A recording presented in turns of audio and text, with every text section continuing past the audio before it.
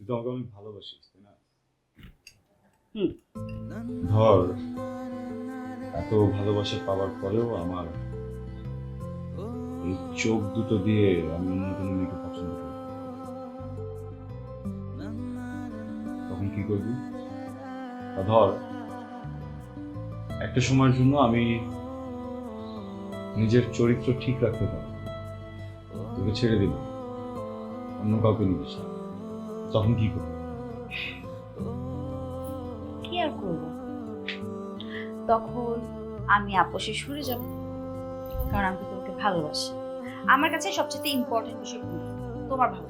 তুমি যদি আমার সাথে ভালো না থাকো, আমাকে ভালো না বাসো, অন্য কাউকে ভালোবাসো, তাহলে it's okay, it's fine. দেখ, বুঝে শুনে কথা বলিস কিন্তু। আমি পুরুষ, কিন্তু এমন পুরুষ যে নিজেকে নিজে বিশ্বাস করতে পারে।